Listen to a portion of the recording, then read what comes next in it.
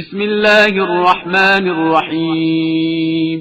تبارك الذي بيده الملك وهو على كل شيء قدير، الذي خلق الموت والحياة ليبلوكم أيكم أحسن عملا، وهو العزيز الغفور. الذي خلق 7 سماوات طباقا ما ترى في خلق الرحمن من تفاوت، فارجع البصر هل ترى من فطور، ثم ارجع البصر كرتين ينقلب إليك البصر خاسئا وهو حسير.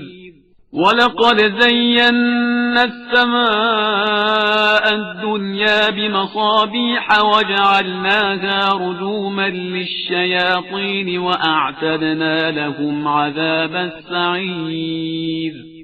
وللذين كفروا بربهم عذاب جهنم وبئس المصير.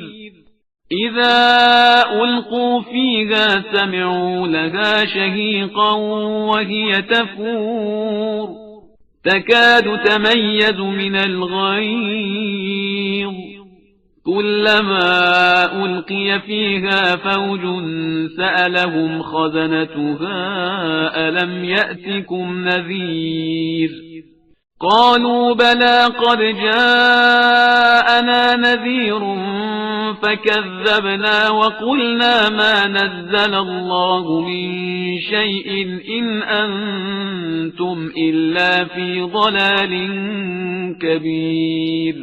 وقالوا لو كنا نسمع أو نعقل ما كنا في أصحاب السعير، فاعترفوا بذنبهم فسحقا لأصحاب السعير.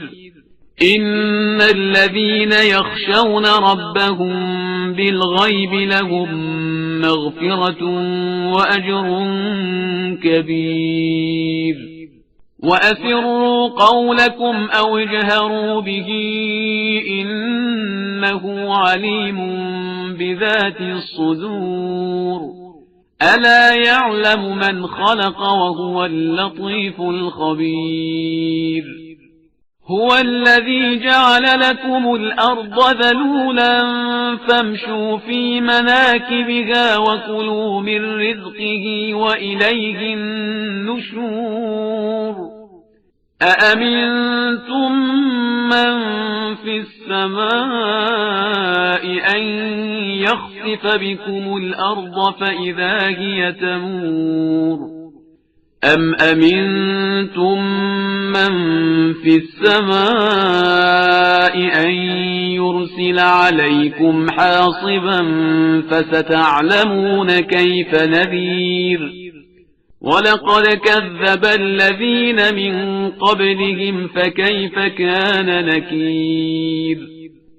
أولم يروا إلى الطير فوقهم صافات ويقبضن ما يمسكهن إلا الرحمن إنه بكل شيء بصير.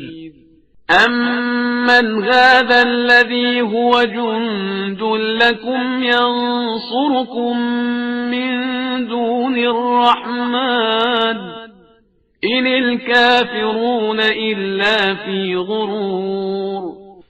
أمن هذا الذي يرزقكم إن أمسك رزقه بل لجوا في عتو ونفور.